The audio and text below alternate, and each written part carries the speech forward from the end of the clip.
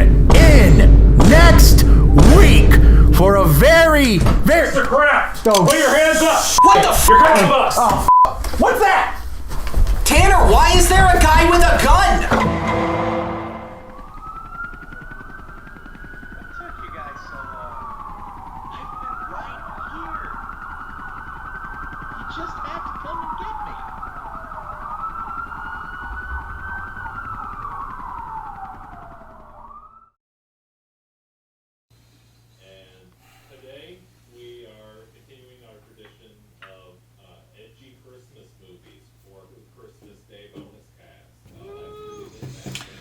What is taking so damn long?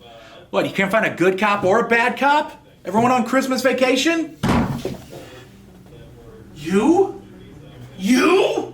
How could it be you? I cut you out of my life. You were gone. Done in this town. How the hell can it be you? Yes, my boy. It's me. You thought you could just change the name of the show and I would disappear forever. No. I can't believe this garbage. You? How the hell did you even convince the FBI to let you in here? Ah, my boy. When one door closes, another door opens. I got into the defense contracting business after you ran me out of podcasting and replaced me. Replaced you? You jackass! You kidnapped him and impersonated the real Austin in the first place! Details. These are irrelevant to my point. Whatever. Well, listen, you're wasting your time here, old man, alright? The FBI has nothing on me that they can actually make stick, alright? My lawyer's gonna be here any minute and I'm gonna be walking out of here a free man. Ah, my boy, that is where you're wrong.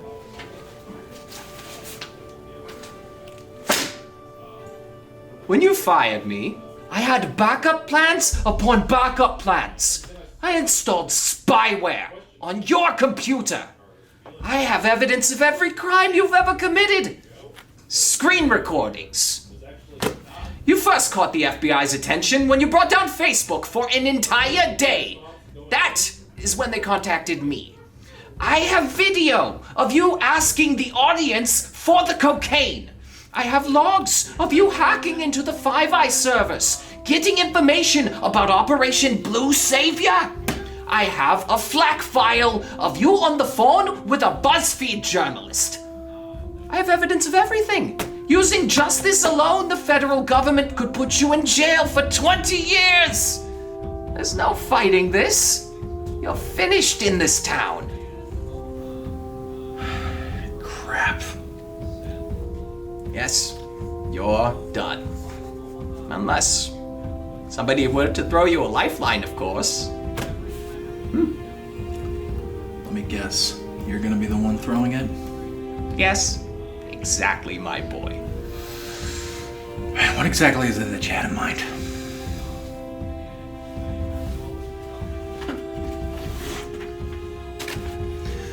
The United States Marines are working on a new, futuristic type of warrior. Better, faster, stronger, deadlier, but still controlled by a genuine US Marine. They call this the Avatar program.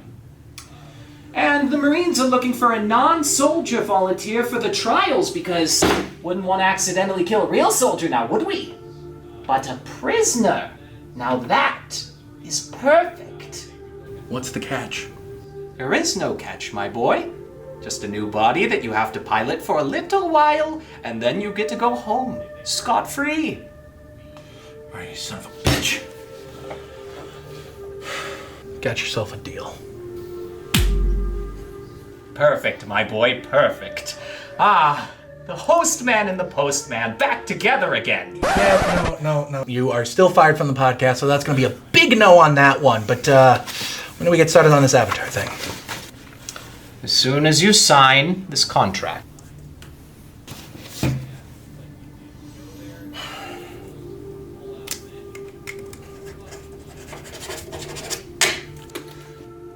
Let's get started then.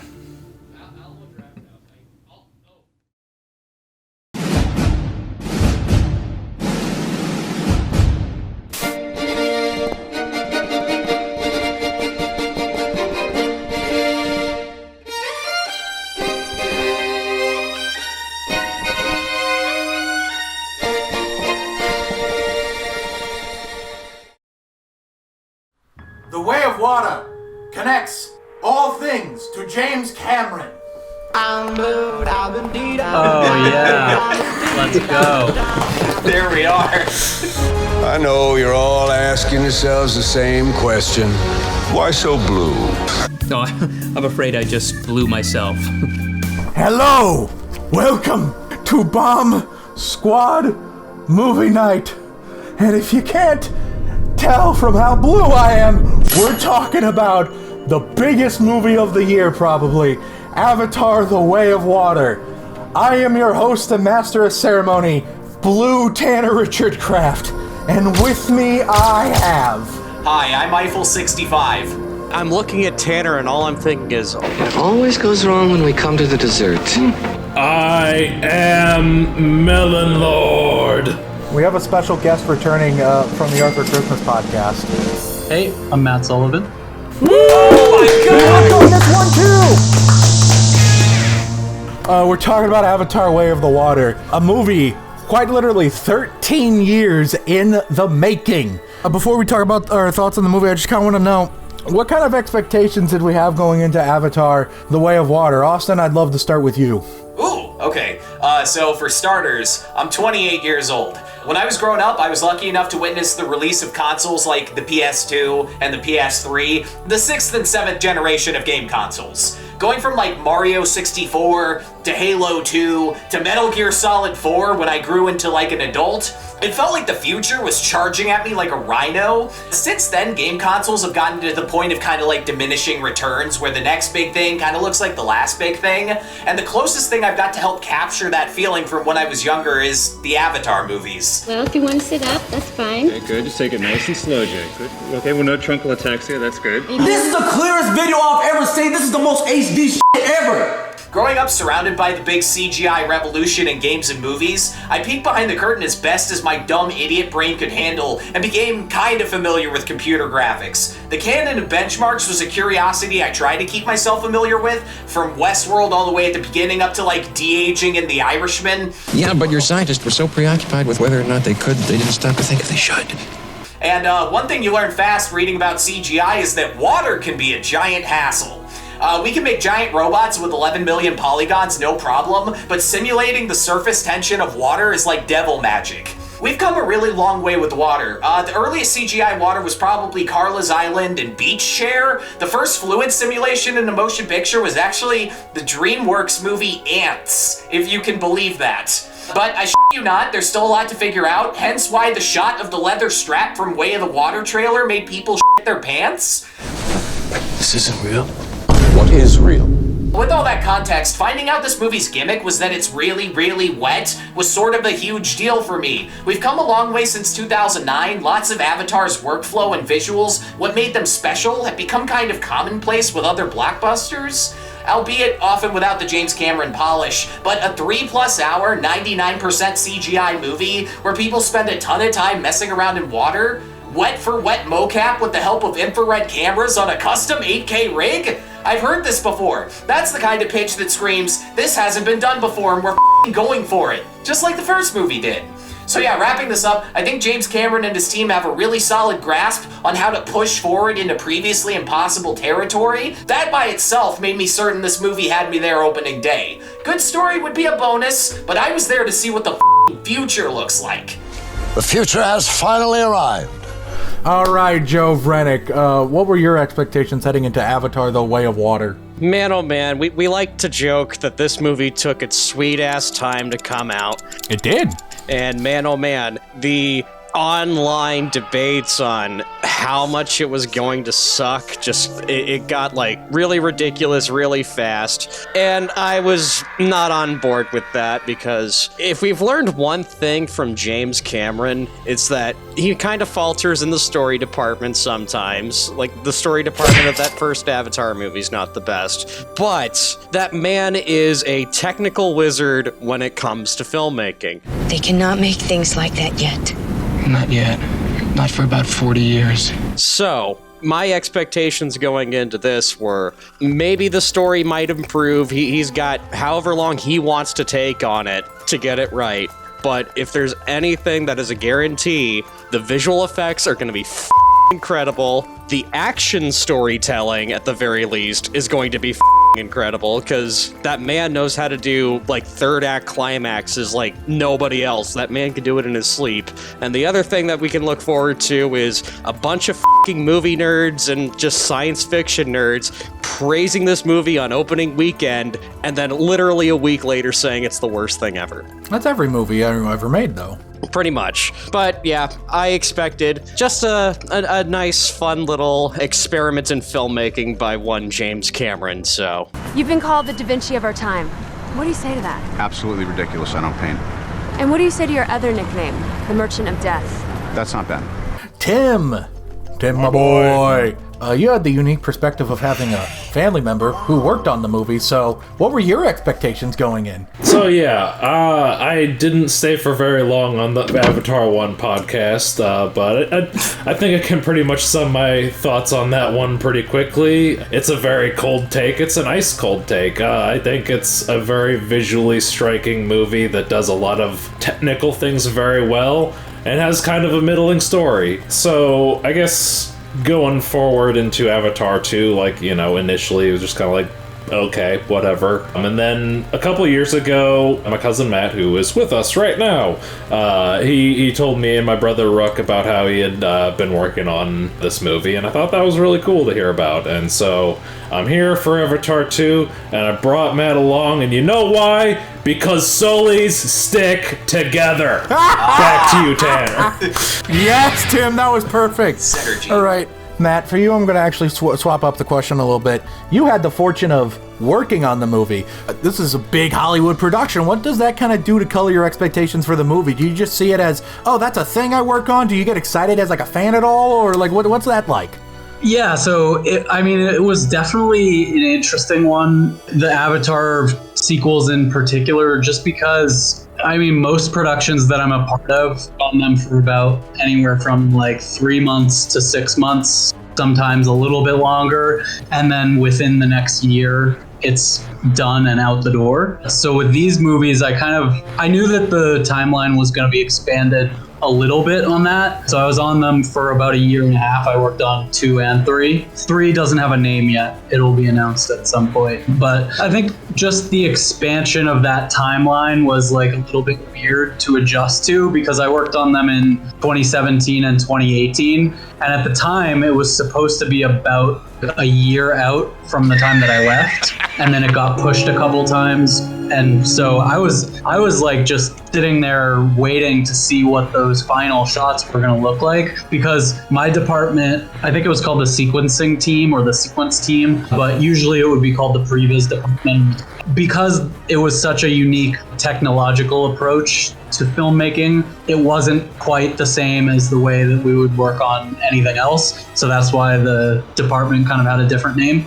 But I think my expectations going into working on it were, I guess, from the standpoint of just someone who had seen the film and been technically really impressed with what they were able to do in 2009. And I had rewatched it right before starting. I think the day before I went on set, I rewatched the entire film. And that was, in 2017, I was blown away by how well it still held up, just in terms of like the textures and the world building and everything. I was thinking that after a rewatch, I would really be noticing that almost 10 years had passed. But I was pleasantly surprised to see that everything felt like it really held up, aside from, some basic like lighting things that really improved over those 10 years. Like just global illumination really took a huge step forward in that time. So some of the stuff with like the eye reflections and, just like minor nerdy things that I was like, now I would think that looked like it needed a bit of work. But as a whole, I think that film holds up super well even today. So I was kind of coming in from that standpoint as just,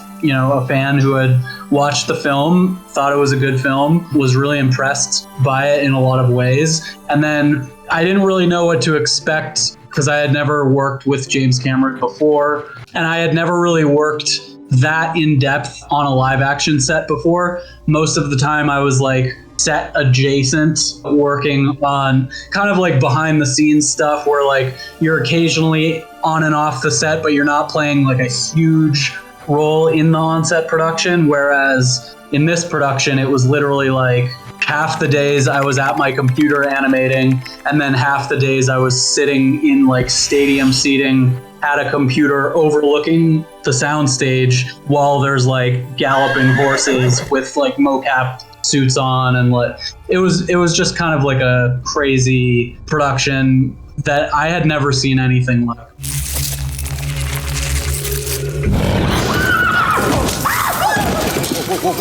When I was there, it was still actually really early in production. I was one of the first sequence artists on the entire film, because leading up into that point, they were still working on the technology that would even be used to allow the artists to create. So I was actually sitting kind of in this bullpen where Richie Bainham, who is like I'm not sure what his current role or credit was. I'm guessing that it was probably like assistant director or visual effects supervisor for like on-set productions or something. But he's kind of like James Cameron's right-hand man in terms of just being able to understand the wild complexities and physics of such a complicated production that's like so specific. And he had worked, actually, one of the things that he had told me he had worked on early in his career with Brad Bird was Iron Giant. Oh. He was one of the animators for Iron Giant when he was still pretty young. He was just doing like, I think he was doing the CG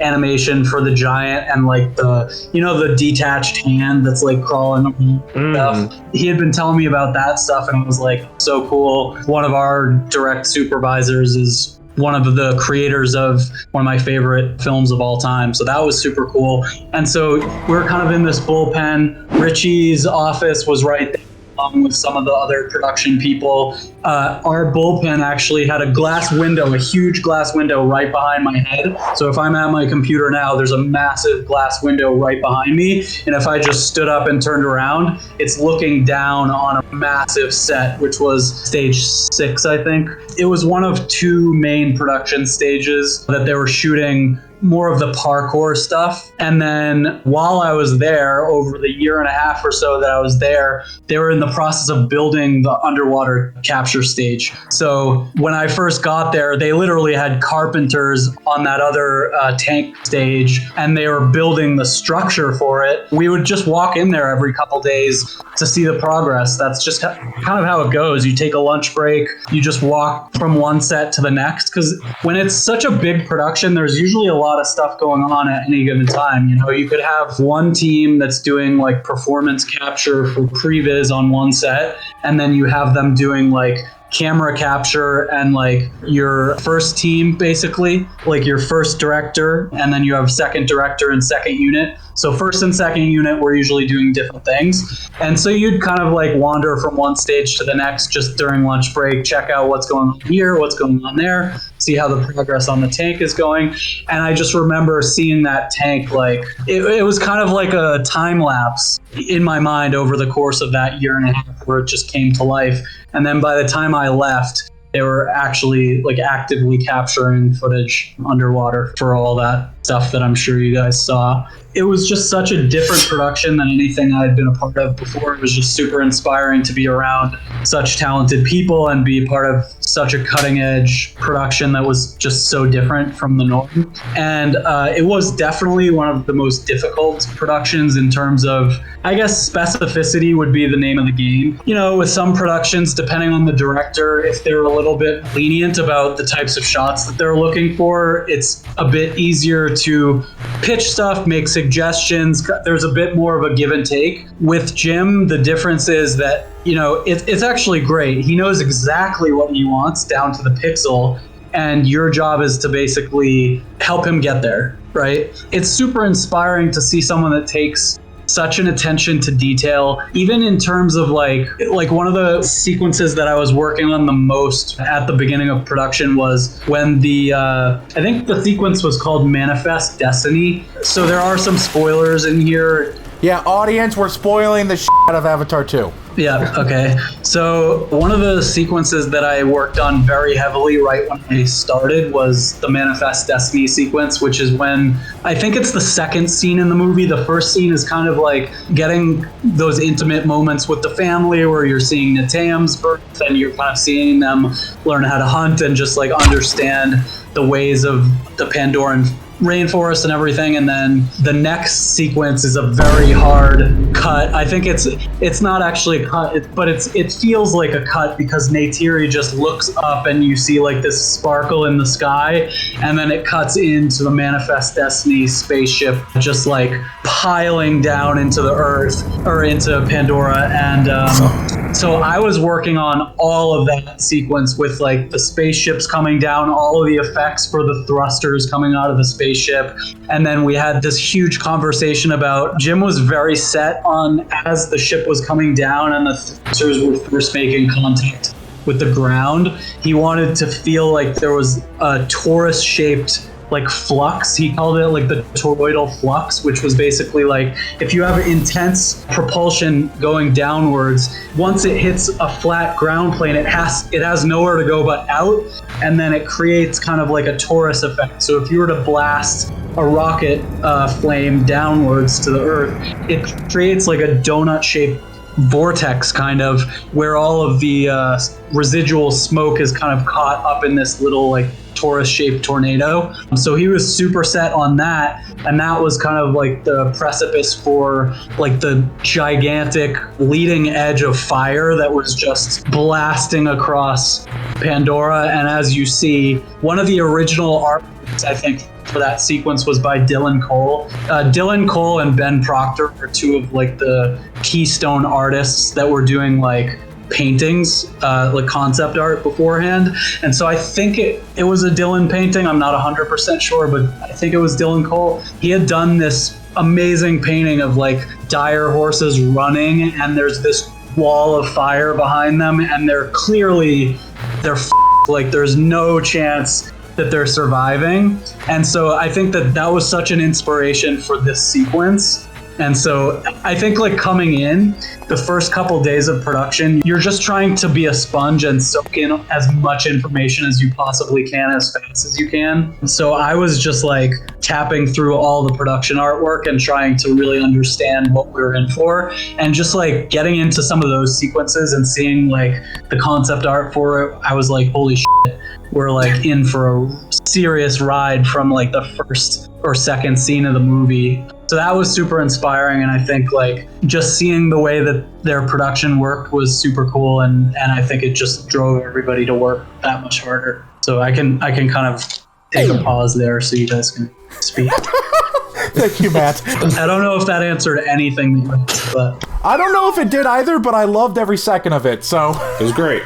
This is the content that's more interesting than just us talking about movie. Yeah, now we have like a genuinely fascinating technical insight into the movie. Not a lot of videos online will have this. This will be like one of the first almost BTS things about Avatar 2 out there. Kate Winslet holding her breath. I always thought it was so funny because like I've been, lips sealed for years about this production, just waiting for the day to see like a single frame from this production, like just a tiny little morsel, because even when I left, everything was still such a work in progress. Like I had read the whole script for 2 and 3 and maybe part of 4, but a lot of the capture had been done, but shots were still being stitched together. Everything was still kind of in pieces. None of the final rendering was done. There were some like early look dev tests for the characters and for the world, but like everything was still very rough. And so I was just waiting for so long. And then finally, like pretty recently, I feel like they dropped the teaser trailer, which blew my head off. Yeah. Because I had heard grumblings from friends who had worked on the production, like, oh, it's looking crazy, things are going well. But seeing that opening shot, I think the teaser trailer, the first shot, if I remember correctly, it was kind of like a top-down shot of, yeah, like jumping through the trees, I think. And you see like the tulkuns, or like I forget what the name of the shark creature was, but just like the reef creatures like swimming around, and like you could see into like that blue water, just like sparkling blue water, and I was like, holy shit, this is just on another level.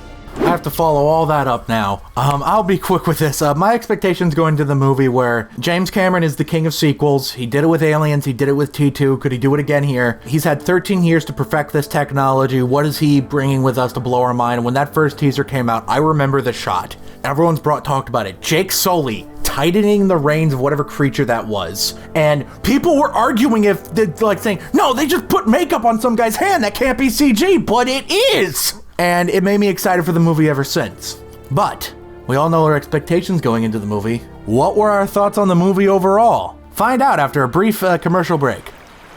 Oh,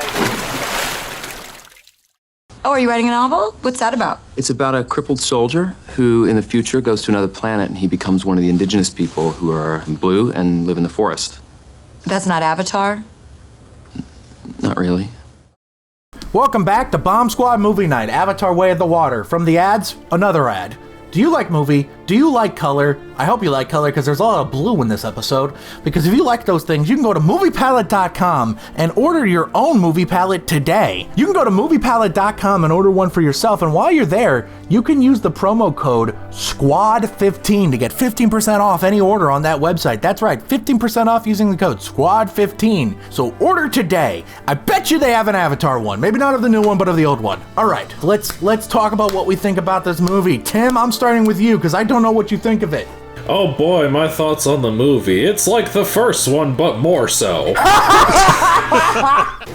Life is good, but it can be better. I feel like it has sort of the same strengths and weaknesses of the first one. Like, I just can't really get super invested in the characters or the story.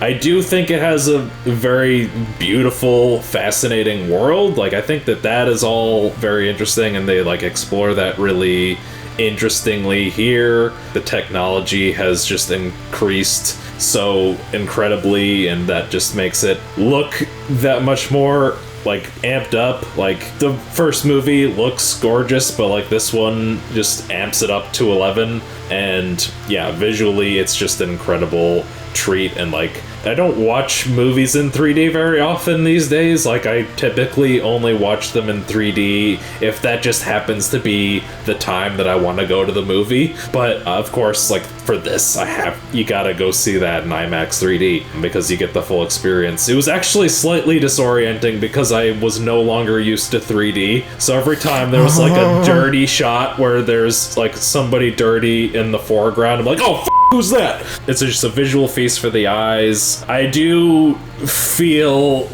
the runtime a lot, especially like having just watched RRR, where that 3 hours just flies by. This one doesn't quite do that, I don't think. It definitely feels long, but like, if you love the first one, you're gonna love this one even more. If you're middle ground on the first one, you probably will like aspects of it more. That's about my take on it. Back to you, Tanner. Totally fair. Joe Vrenick, we saw this one together, didn't we? We did. We saw it in IMAX 3D, and I failed the Avatar challenge. I had to get up. Yeah, he got a headache halfway through, and afterwards I asked him for some aspirin because I also got a headache. It's like I had 3 reasons. 1, I did kind of have to pee. 2, I literally woke up and drove to the theater. I was hungry. I needed a snack. And 3, I needed a break because I can handle normal 3D more often than not. IMAX 3D is a lot. Like, I get headaches from IMAX 3D. My thoughts on the movie, though. All right, positives out of the way first. The visuals, incredible. My God, everything that I expected from it delivered, and then some. Some of the most beautiful visual effects I've seen in a movie all year. Everything underwater especially is incredible. Right now, that's probably the biggest positive I can give, is just the visual effects. The world of Pandora continues to be very interesting. It's performed pretty well. I think the performances specifically from Sam Worthington have improved since the first film. With that said, though, I'm going to say this. This movie has 5 writers on it, and I have significantly forgotten most of the story. To compare this to another movie that I saw this year, to compare it to Hellraiser 2022, I have significantly forgotten most of the movie since my watch of it. However, I will say this, the one story aspect that I do remember and I actually thought was really good was with one of the sons and his like relationship with like the spirit whale that got banished. That one I actually found very interesting and actually had like a lot of emotion to it. As far as the rest of the writing goes, there's a lot of setup for the however many sequels Cameron's gonna make after this. Jake Sully kind of suffers in the writing a little bit. Like, I'm not as attached to his character in this one. Kind of the same problem with the first movie. However, what the happened to 𝐀𝐯𝐚𝐿? The most interesting character from the first film is like probably the least interesting character in this for me. Overall, yeah, it's fine. You already know if you're gonna see it or not. Just go see it for the visuals. Looks great. Little full. A lot of sap. Honestly, I don't know why James Cameron just doesn't make these like nature documentaries, but for like science fiction worlds. Because honestly, I think that would be a hell of a lot better if he just made these like nature documentaries. Just watch the short film Scavengers. I think he does make those actually. He does, yeah. I think he made like a bunch of under the sea stuff. But most of it has like a human component to it though. Like one of the ones that I saw, he was like searching for the lost city of Atlantis with some other people, but I guess he was more of like a consultant on that. And then he did like the Mariana Trench dive documentary stuff and the Titanic dive stuff. And Austin, let's get the positivity train going, all right? I know you love this RTX was on the whole time. It's funny seeing the Oppenheimer trailer before this movie because James Cameron is also responsible for a nuke. Nuke, the compositing software, of course. Poetic. Thanks, Digital Domain. Lightstorm Entertainment is at it again. Last time I saw that logo was in front of 𝐼𝐼𝐼𝐼 Battle Angel. Fun fact, 𝐼𝐼𝐼𝐼 prototyped some of the tech in this movie, like the wet-for-wet reference footage and CGI character mocap in live-action sets being more fluid. Film history class is in session, baby. Speaking of film history, 20th Century Fox is officially more parts history than it is film. It was funny as hell seeing that new logo lit the same way as they did back in Avatar 09, but like Grace and Quaritch, the original is long past dead. Yeah, not since Free Willy came out back in '93 has a movie made me care so deeply about a whale. Since this movie's about defending the ocean, they've diverted colonizer attention away from unobtainium and towards the brand new Amrita, the Sanskrit word for immortality, because this fictional whale extract stops you from aging. Also, probably a nod towards ambergris, which is basically sperm whale extract that's used to make fancy perfumes, banned in many places. This movie's full of new good characters. Most central is Jake Sully and 𝐀𝐯𝐼𝐼's brood of 4 blue children, one of which may be Pandoran Christ. The boys say the word bro a lot because they were raised by a former Marine.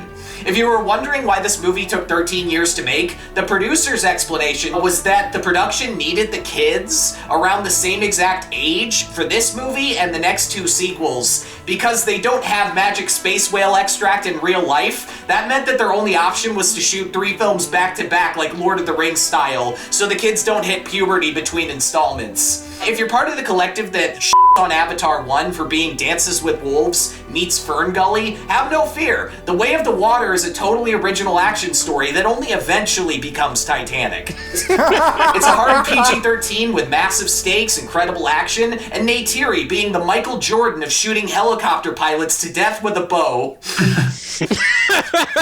That's my favorite quote from this whole podcast. Pair all that with its unparalleled underwater scenes, and you've got a movie that's totally worth the highest possible ticket price. It's a modern-day Empire Strikes Back without the baggage of Star Wars. It's the culmination of probably a dozen computer graphics patents. It's probably the biggest blockbuster to rock theaters until Dune Part 2 comes out. It's Avatar, the way better sequel. I just, now that you said that 𝐀𝐯𝐼𝐼 is the Michael Jordan of shooting helicopter pilots, I want to see a Michael Jordan shoe, except it's 𝐀𝐯𝐼𝐼 shooting outline. That'd be very funny. Just shoot it. So, Much like everyone said, the first movie, middling story, mind-blowing visual effects that have aged a little bit in some places, but for the most part looks better than the new Ant-Man movie. Putting the new Ant-Man movie trailer before this movie, total disservice to Ant-Man. I am sorry, Paul Rudd. So, what's it gonna be? Dumbass. I guess we'll get the obvious out of the way. The visual effects are f***ing insane. Every time I thought I grew numb to the visual effects in this movie, the next shot would be the most photorealistic, beautiful CGI alien I've ever seen in my life, and I would just right there in the theater. I would just lose my mind. Every time I thought I'd grown numb, I'd more. It's absolutely insane. That's the real reason I'm blue. The movie turned me blue. I sat next to him in the theater. It was the most disgusting experience of my life. They're now banned from the Alamo Draft House. No, it wasn't the Alamo, thank God. It was the AMC in Chesterfield, but I'm never allowed back in Chesterfield. They banned me from the city. Beautiful, beautiful movie, and I gotta say, the story improves it 1,000 to 1. Making this a movie largely about family really works in the movie's favor. Sam Worthington, Jake Sully, is way more believable as a father as opposed to the chosen one in terms of interesting characterization, and I think it's much more suitable to Sam Worthington's talents as an actor for him to kind of take on this role, I thought, and it worked a lot better in this movie. Sigourney Weaver as a 14-year-old. Sure, she sounds old, but have you ever met a 14-year-old that sounds like they've been smoking cigarettes for 20 years? No. Because I have, so it wasn't that far out of the question. I did go and check out some classes at a high school because I wanted to... How do you do, fellow kids? What? I don't know. Her performance in this movie was magnificent. It was the standout to me. There's a lot of interesting stuff going on with her probably being Christ, with her just kind of coming out of nowhere, so I guess Sigourney Weaver is the Virgin Mary and Jesus Christ. Huh, interesting. For me, though, the character moments in this movie really work a lot better. Qualdridge is a way more interesting villain this time around. Yeah. Mostly because he's being given something to do more than, welcome to Pandora, you're gonna die. He's given a lot more of an interesting characterization this time around with the introduction of White Guy with Dread, Spider. What a guy. What a guy that Spider is. Spider's a fun character. You know what? Much like Christian Bale in Thor Love and Thunder, he is the kid at school that just keeps growling at people. Oh my God. It was heartbreaking watching the oldest son die. That was a really powerful and moving moment. That was a very powerful scene, I thought. Even though I didn't find the older brother character that interesting, just seeing the way the characters respond to his death was heartbreaking, and I don't think my heart wanted to pound out of my chest more than when Neytiri was holding a literal knife to Spider's neck. That got me up. I was in the theater thinking, is this movie about to kill a child? I didn't think you could stay PG-13 if you did that. But they didn't, and my favorite part of this movie is that James Cameron finally secretly got to make Titanic 2. Something I suspected he wanted to do for a long time. This movie, wow.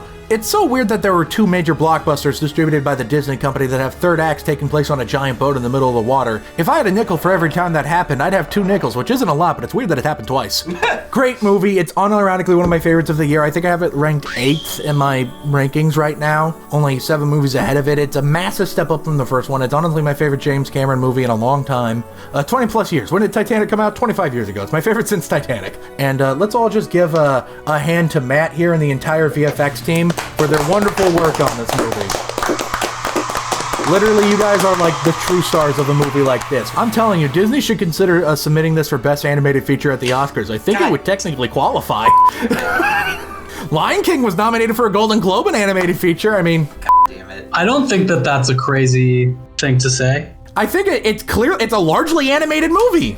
Yeah, Austin told me there's only 2 shots in this movie that are entirely live action, and I don't know what shots they are. We'll pick that apart when the Blu-ray comes out. 200 is twice 100. Not 200, just 2. 2?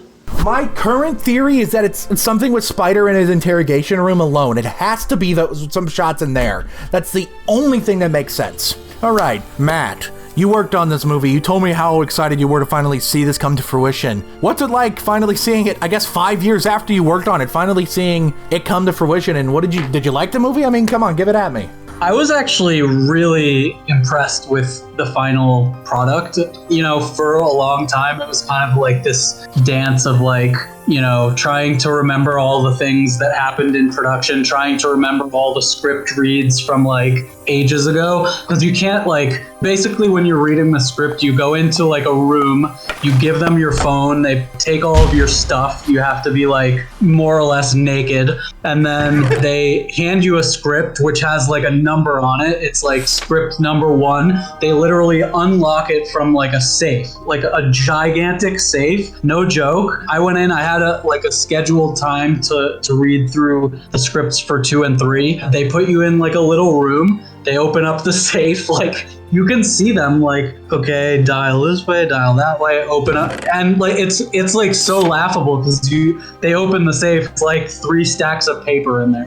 It's not like gold coins and precious gems. It's like in a safe that you could put like a human body in, basically. And so they then put you into the script reading room, which I was not really allowed to. I couldn't take pictures of it. I couldn't do anything. It was really like, you can have a notepad in there and like jot down. There are very specific rules. They have to like approve whatever you've written. So you can't like rewrite whole pages of the script. You can kind of like jot down a general idea of like a suggestion of what happened on a page if it's relevant to your sequence.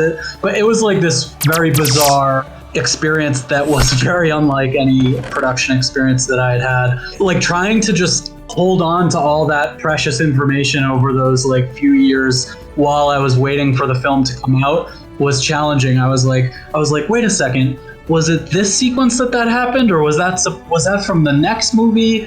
You know, it was kind of like going back and forth in my head where like you kind of twist the details a little bit. But I think I was able to maintain like a pretty solid grasp of the plot over those 4 or so years since I left the production until it came out. But yeah, I was really happy with the final product, like I said. And I think the biggest thing was like, because it was such a unique production, I was really curious, like, from the scenes that I worked on, what made it into the final film, what got changed, what looked the same. And I was actually very pleasantly surprised to see that a lot of the sequences that I had been heavily involved with stayed very similar to what we had kind of shot early on and planned from kind of day one when I was on it.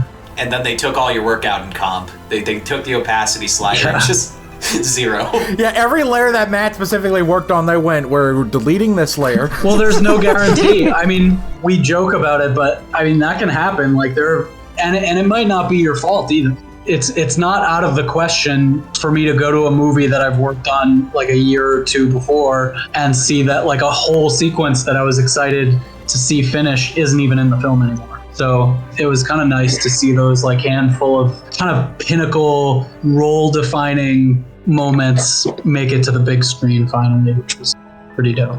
All right, Matt, time to put the heat on. Tell me the plot of Avatar 3. No, I'm kidding. I'm not going to do that to you. I think James Cameron would personally shoot you if you even said anything. Yeah, he would personally shoot you too.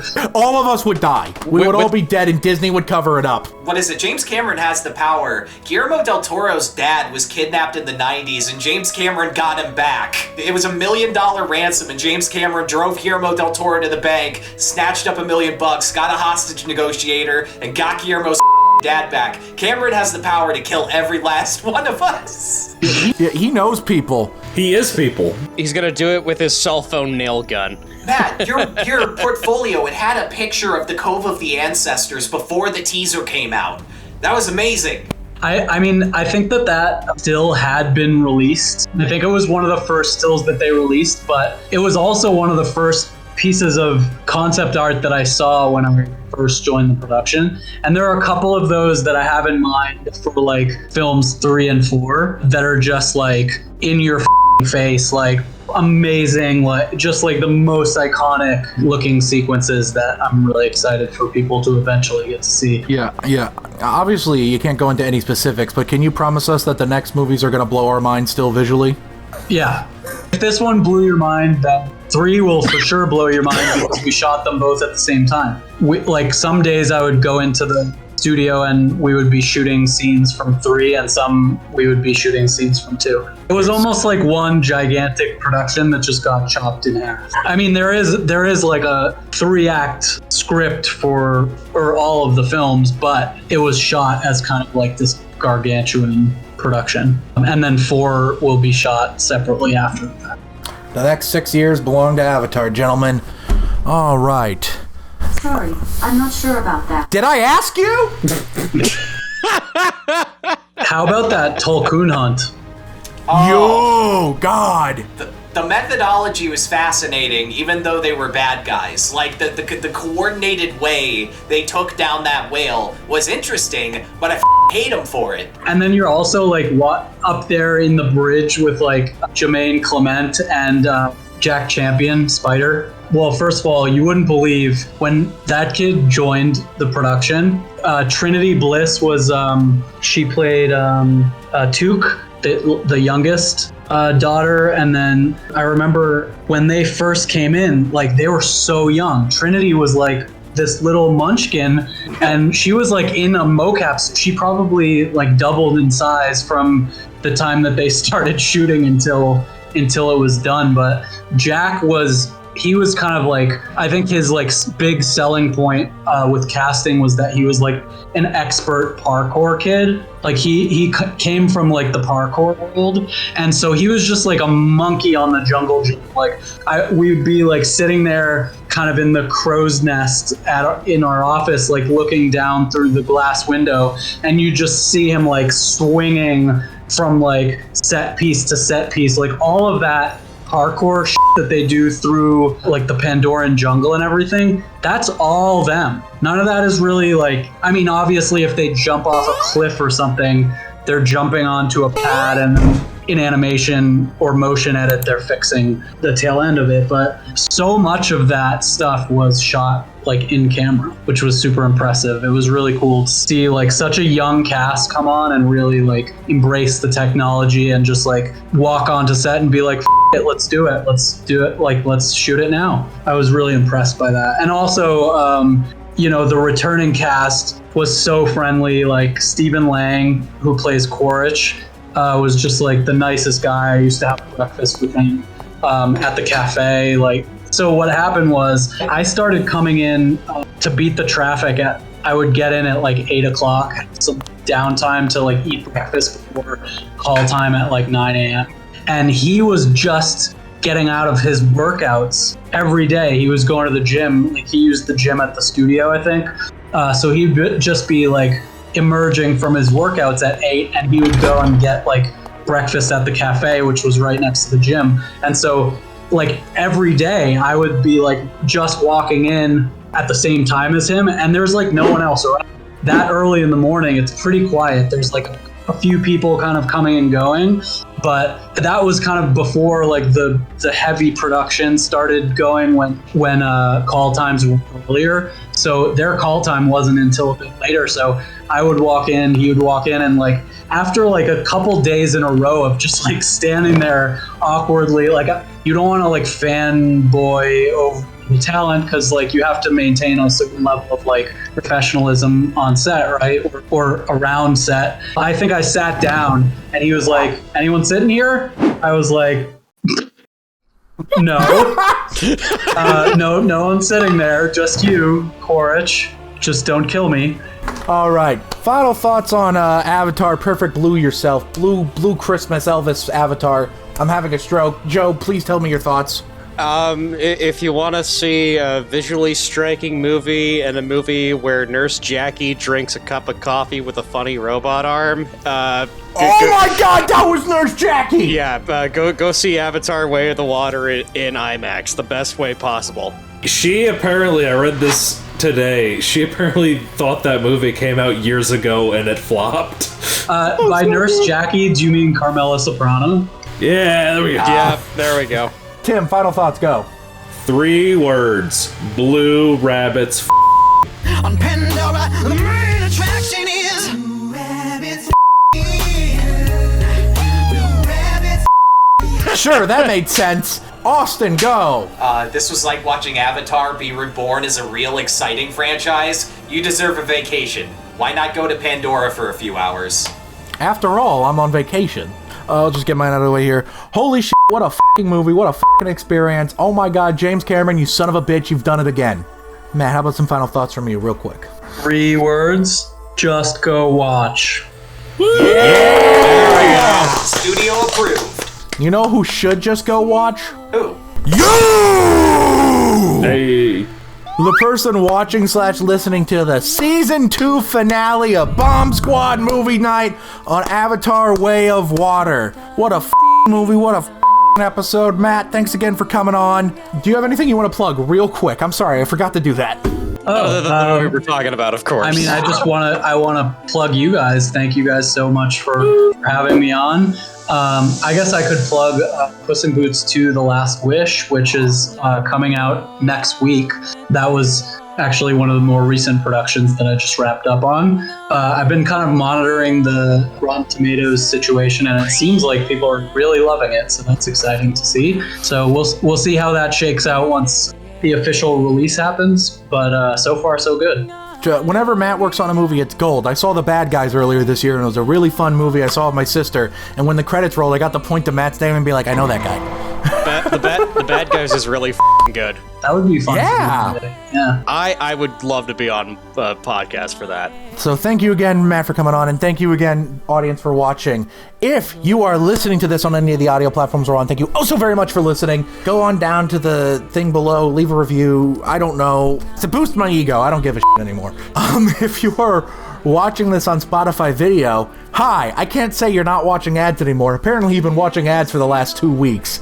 But if you're watching it, it's uncensored, so I hope you appreciate it. I don't know how much money we're gonna get on the ads from Spotify video, so you should still mosey on down to our Patreon so we can make more than beans per month. I want to make Pandora beans per month. We just need Jeff Bezos to donate. And if you are watching this on YouTube, thank you oh so very much again for watching. Go on down to the comment section below and let me know, what do you think of Way of the Water overall? Are you excited for the sequels? And finally, when the sequel comes out, will you paint yourself blue there at opening night? Because I know I will. Thank you again oh so very much for tuning into the Season 2 finale of Bomb Squad Movie Night. And I'm just gonna leave you with a few words as we part. I see you. I see you. See you next time. Bye. Happy late Christmas. Happy holidays, Merry Christmas, Happy Hanukkah, all those things. This is why we're here. Unobtainium. Just slid my ticket across the table and I said, sorry guys, I gotta see about a girl.